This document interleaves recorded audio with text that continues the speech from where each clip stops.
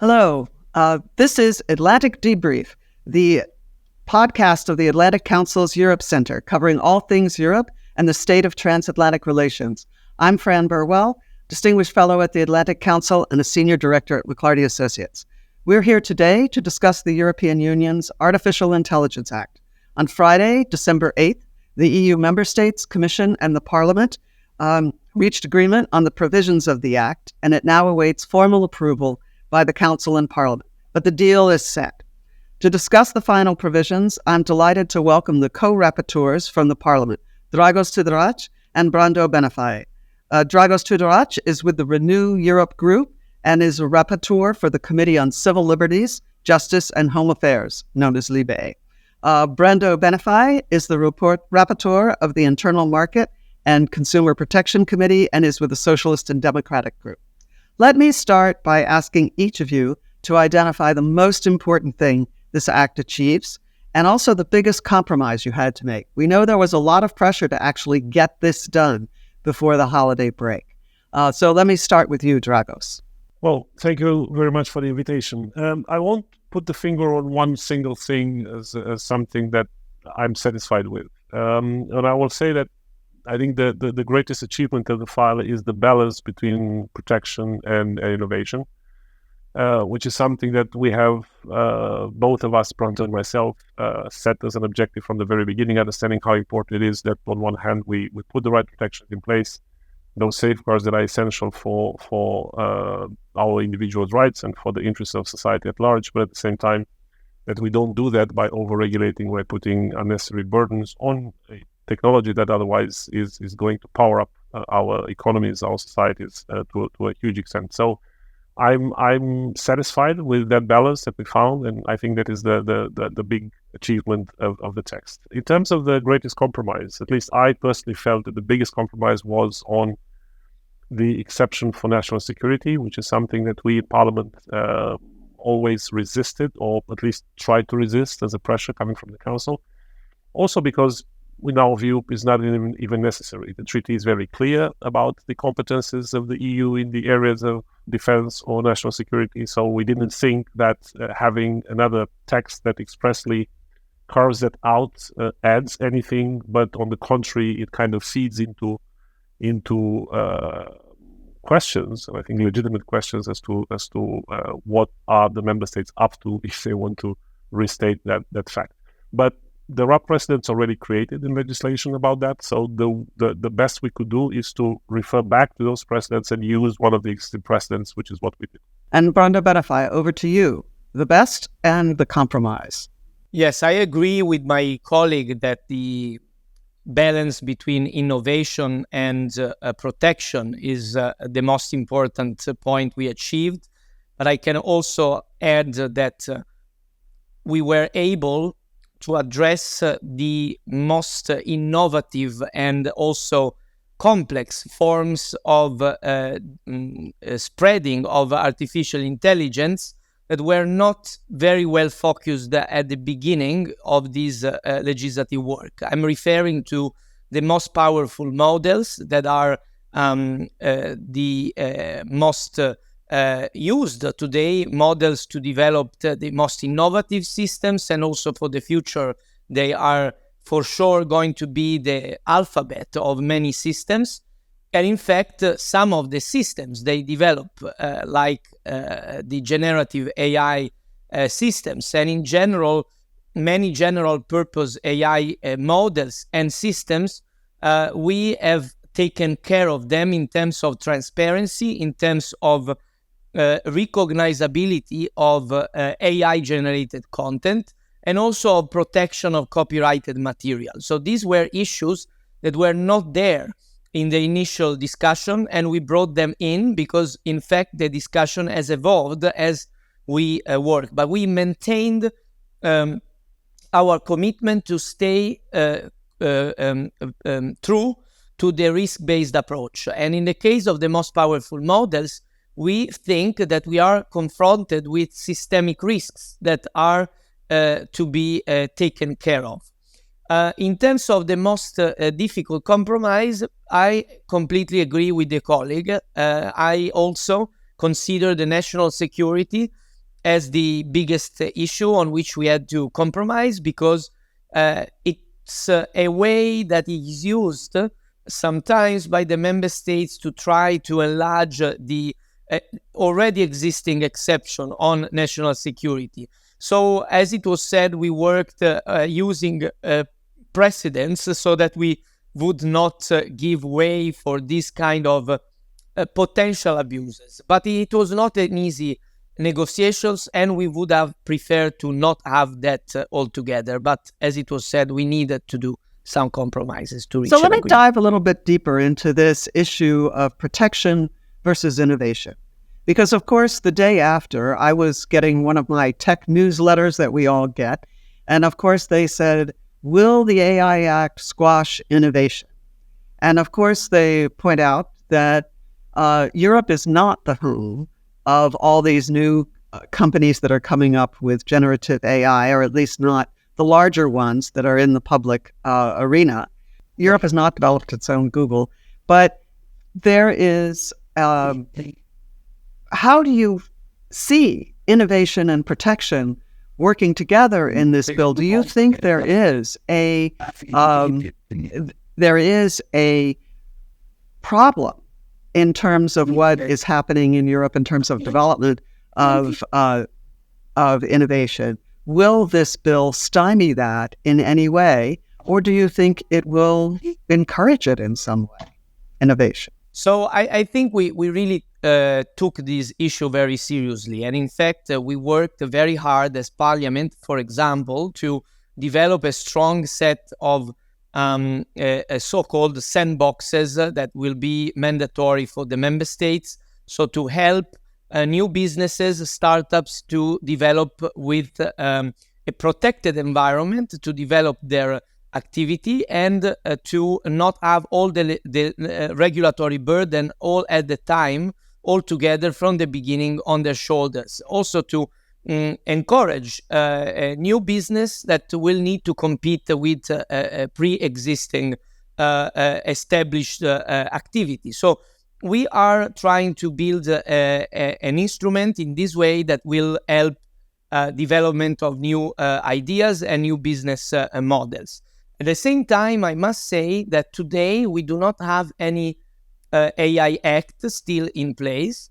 But even though we don't have that, Europe is still behind on some important issues regarding digital development and AI compared to other parts of the world. We have our strong points, like the supercomputers, for example, but we have also problems. And this is due, in my view, more to what is around the regulation, which is unnecessary bureaucracy, complexity due to the fragmentation of the market that is still existing, a still fragmented capital markets, research and investment that is still not fully coordinated at European level. So in my view, this is linked a lot to fragmentation problems and delays on having more European unity around our strategies on AI, rather than a problem regarding rules, which, as I said, are still not there. And instead, we think that this regulation will help have legal certainty, a clear framework for the development of AI in EU, and we think we can build trust in consumers, in business, in workers, in our society to encourage the intake of AI, which will be very, very important. So let me go to Dragoș and add this other bit to it, and that's that often one hears that there's no way that laws can keep up with technology. And some people even cite the fact that ChatGPT and generative AI came up in the middle of this process of yours, or towards the end, actually. Do you think, and they sometimes argue that this means that one shouldn't try to regulate, or that it's hopeless to try and regulate. Do you think that's the case? I mean, there will be something new that comes up in AI, let's say 6 to 9 months from now. Do you think this regulation is future-proof? If one accepts that logic, then it means that you will never regulate anything, because any technology, not only AI, keeps on evolving. The engine kept on evolving. Electricity kept on evolving, and so on and so forth. So again, you have to find a moment, and that moment comes at the time when you think that the technology brings certain impacts, certain consequences, risks to us as society or individuals, and therefore you need to put some safeguards in place to make sure that the use is safe. Again, we did the same with cars, we did the same with electricity, and with every other technology that shaped our world. And again, you have to indeed find a way to deal with the evolution of technology, particularly when that evolution is very fast. And it's true, with AI, we are facing a very, very fast and sometimes exponential leap forward from 1 week to the next. But there are ways in which you can cater for that evolution. And that's exactly what we did. So on one hand, in the way we define obligations and rights, you have to do it technology neutral. And I think we've managed to do that. I always use this example, but it's true for any other obligation in there. An obligation to reveal your data looks exactly the same as an obligation, whether you do it for ChatGPT of today or the ChatGPT 10 years from now. It's still an obligation to reveal the data, or to prepare documentation, or to have a risk management system in place, or to have incident reporting mechanisms. These obligations, they are neutral to the evolution of technology. But of course, there are things that evolve. For example, we are using now technical criteria to determine the threshold between the lower tier of foundation models versus the upper tier of foundation models. And we recognize, now we have put in the regulation, a compute power of 10 to 25 flops. We know that there is something that probably in 1 year's time, maybe less, maybe more, may need to be revised because technology will evolve. Maybe they will need less compute for the same capabilities or more.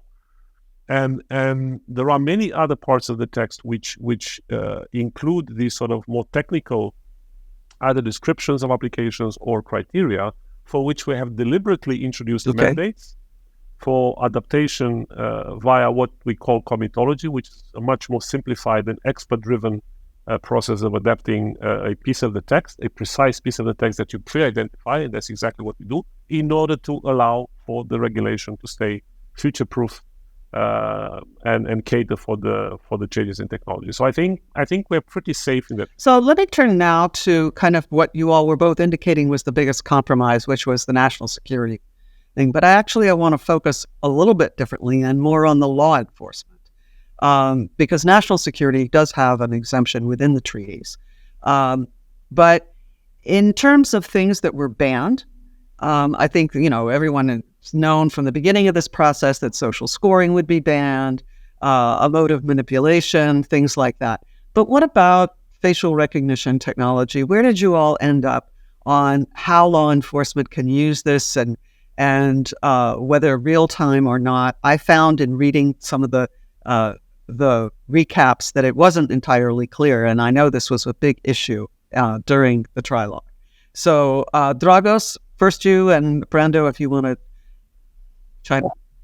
Well, again, this has focused quite a lot of people's attention, so I think that everyone pretty much knows by now that we in Parliament had a mandate that covered a full ban on the use of real-time biometric identification in public spaces, whereas the Council was coming from a different corner of the room. Also, the Commission itself, in its proposal, introduced an exception for law enforcement. And we knew that it's going to be a very difficult battle with the Council on it. So we had prepared for our, let's say, zone of compromise, and we reached that zone during the negotiation. What was important for us, recognizing the exception for the use of real-time biometric in public spaces by law enforcement, was to accompany that exception with very strong safeguards. And I think that we've managed to put much more and much stronger safeguards than were initially in the Commission proposal. So first of all, we eliminated the idea of this exception being applicable for prevention of crime, because that would have been more or less, at least in our view, a blank check for abuse. Prevention of crime means that you need to keep those algorithms rolling 24/7 round the clock, because who knows, maybe someone will pass in front of your street and commit a crime. And for us, that would have been a loophole impossible to close. And again, a temptation for abuse that couldn't have been curtailed or balanced, no matter how many checks and balances you'd have introduced in the text. So again, we narrowed down very much the scope in terms of when you can use it as a law enforcer, for what crimes. We have a definite list of crimes that is introduced in the text, only for very serious crimes that you can use it, and always judicial control, always with information to the data protection authorities, which we thought was important, always upon having conducted the fundamental rights impact assessment of the tool, with every use of it being reported to the market surveillance authorities and the DPAs, the data protection authorities. So there's a whole string of safeguards that we have introduced in the text to reinforce the protection that we thought was essential if, or not if, but when we allowed for the exception to take place. And then we also thought at the use of the same technology, not in real time, but in post-real time. So what happens if after the fact you would want to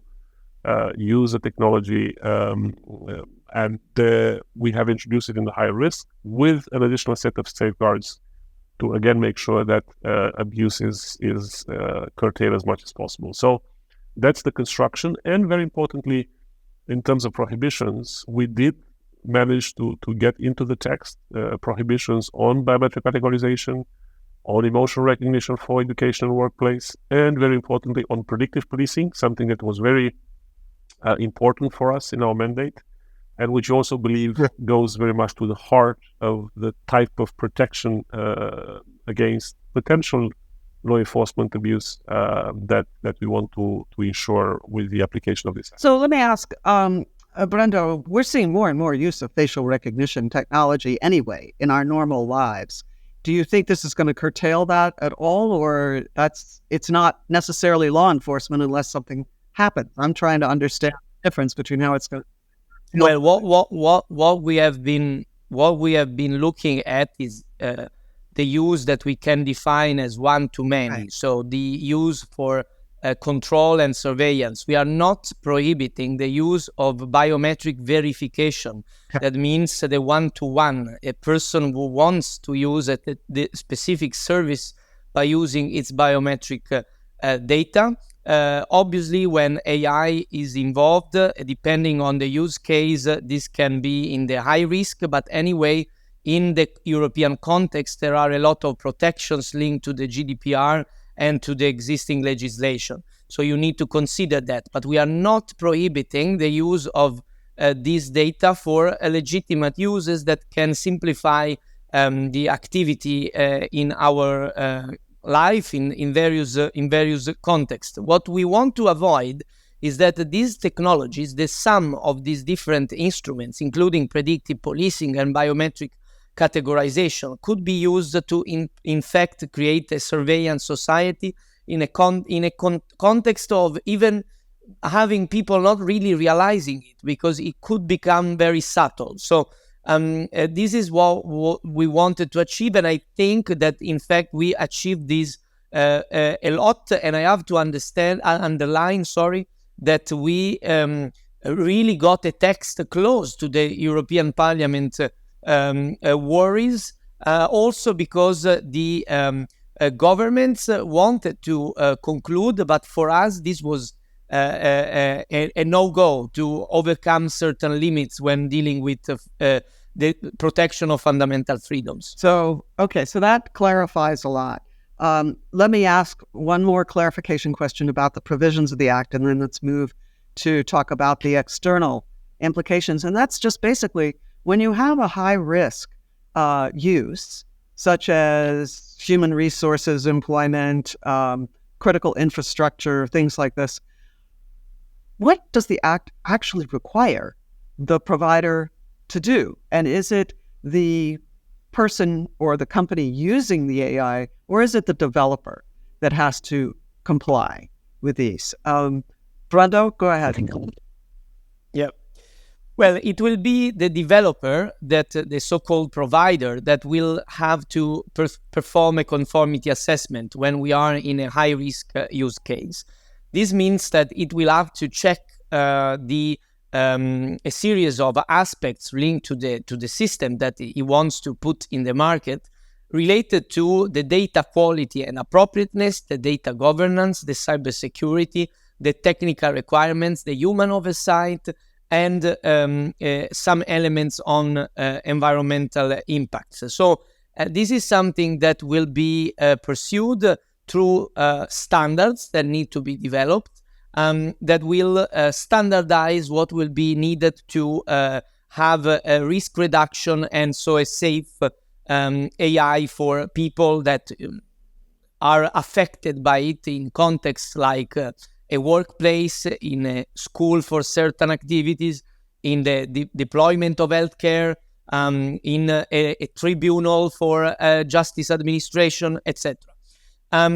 What the deployer, so the intermediate user of an AI, so not developing it but using it, it will be a fundamental rights impact assessment. Especially this will be needed by the public authorities and by private entities having to deal with public interests.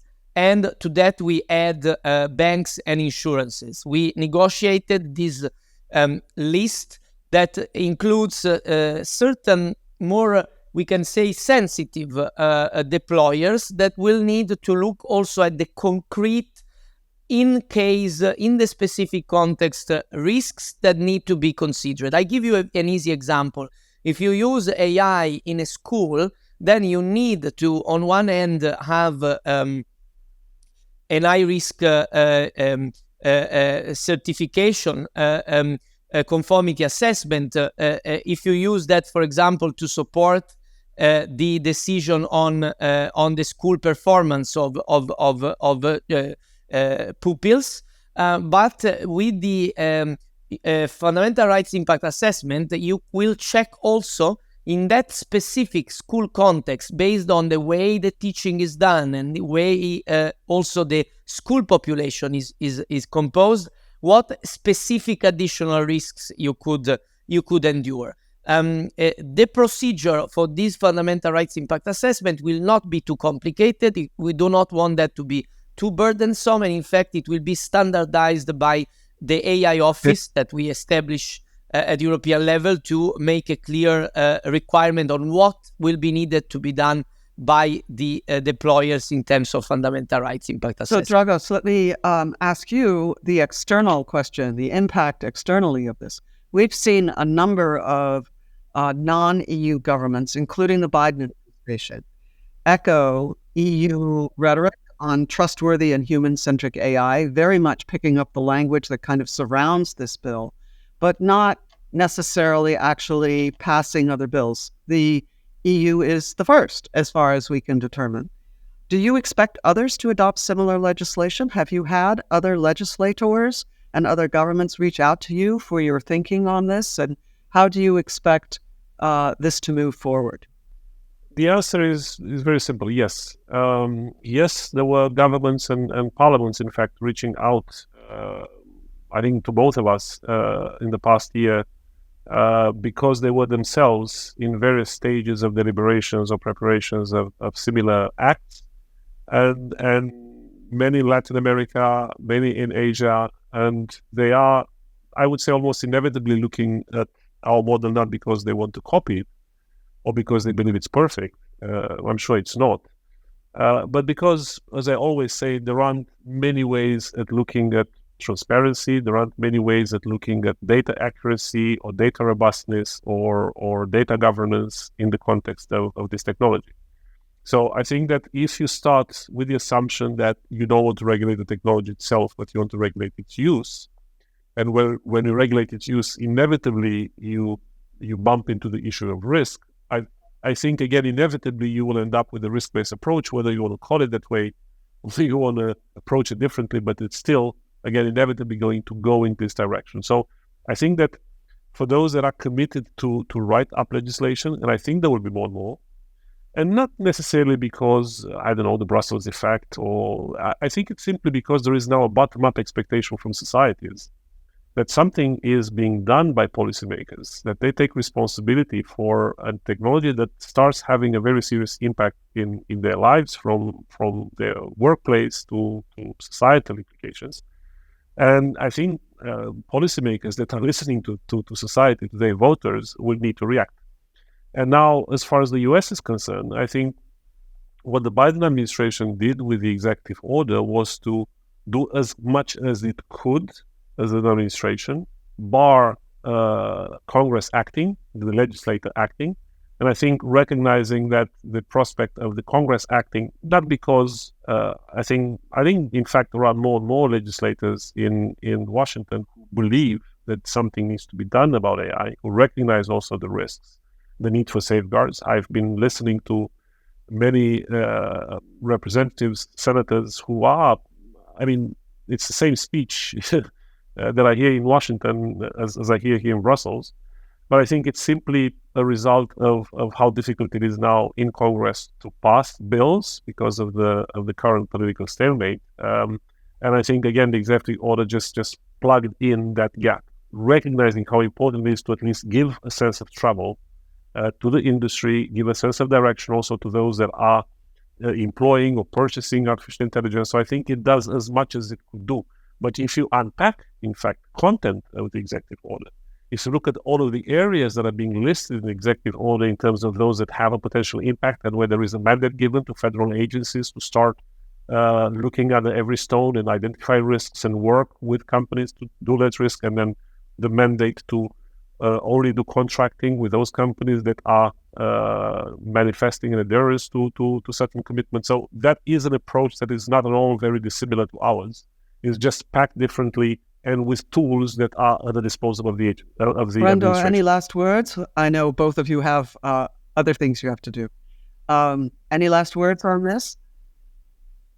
Well, I think it's important to underline that the basic structure of this act is based on bringing into a legislative framework existing methods of risk reduction that we see are already applied in business sector, in the public administration, in the private sector in general.